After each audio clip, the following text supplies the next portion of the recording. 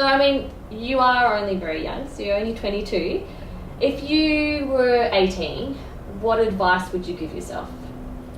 Jeez, I'm casting my mind back to where I was at 18. It wasn't very long ago. No, I know. It's amazing how quickly things change, though. What advice would I give myself? I would definitely... I think I would be reinforcing messages I've come to learn in different ways, shapes and forms over the years. You know, I'd be reinforcing a commitment to goal setting. I'd be encouraging even more strongly to go seek out mentors and to really embrace that as a way to learn. And I think I would have embraced some of this really big thinking, crazy goal setting probably slightly earlier than I did do. I think, just going for broke would have been something I went for a little bit earlier. That probably didn't sink in until I was about 20. And I think it's been amazing what's been realised since then. But I think that, and I think probably, as I said, one of the biggest lessons I did learn was around that, you know, you are the average of the people that you spend the most time around, the 5 of them. And thinking long and hard about that, because I think at 18, particularly when you're coming off the back of school, and I love my school friends, they're absolutely amazing, and some of my biggest support squad, but I think you're in that environment where you've had friends that you've just been with by virtue of the fact you spend 8 till 3:30 together 5 days a week for X length of time. And when you get out and you're 18, you have choices and opportunities. You have the ability to do whatever you want with your time. Because it's not dictated to you anymore what you have to do, who you spend time with, and that's so much power in making choices there. And so I think I'd be really encouraging myself to think through the power of my choices and the consequence of my actions in that respect, and making really, really positive ones with the people I'm associating with and the opportunities I chose to grab at. And I think that message has been really strongly reinforced over the years, and I would have just liked to have started it slightly earlier than I learnt it. Right, well, at least you've learnt it. Yeah. That's very important. Big time. So what's something that people don't know about you? And this can be on a little lighter note, it could be something that a vice, you can't stop eating chocolate, but looking at you, I don't think that would ever be the case. No, I'm not a chocoholic.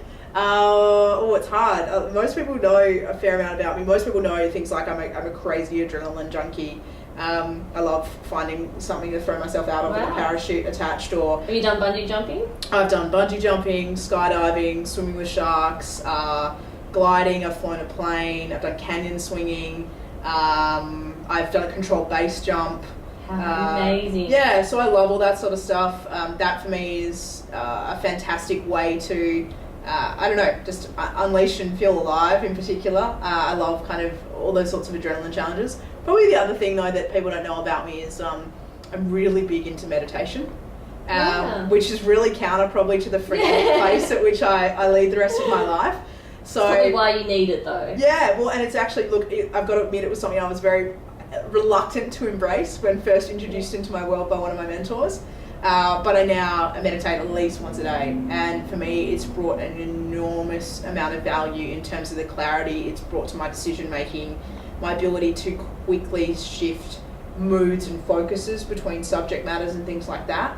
They always used to say that Churchill had the ability to kind of clear his mind in 30 seconds, and during the war and stuff like that, he harnessed that a lot to make sure he was making decisions not in the heat of a moment, but with a calm, fully reflected sort of capability and mindset.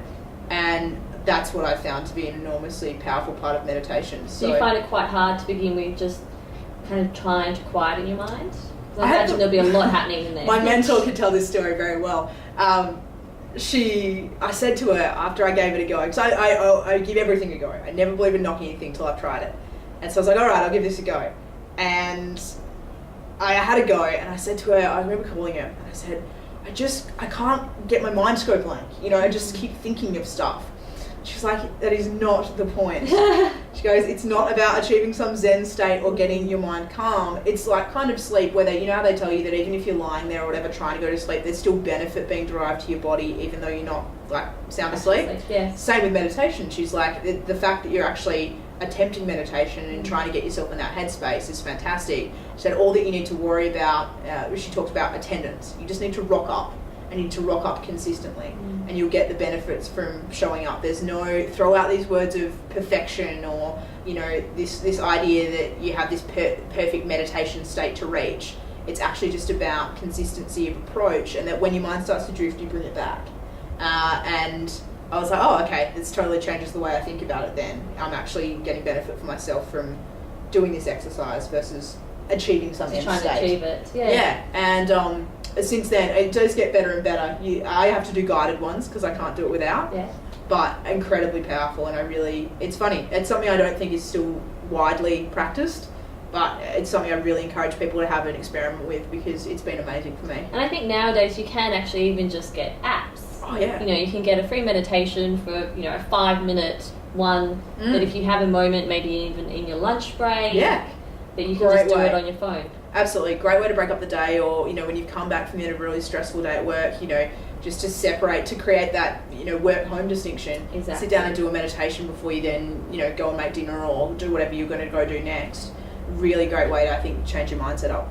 Fantastic. Well, thank you so much, Holly, for your time. I think we've got some real great gems there. I will be putting a link to Holly's website at the end of this video, so make sure you do go and check online. I know you do offer coaching as well, so if there are anybody out there, do you do Skype sessions? Yeah, absolutely. You can be anywhere in the world. You can be anywhere in the world. You don't have to be Perth or WA based. You know, really look into that, because I am also a big believer in mentoring and coaching. And Holly, you know, you're such an inspiring woman, and it is so fantastic to have a young woman who's going out and changing the world, and who is warm and kind and funny, and that you're very free with your time and you're very open.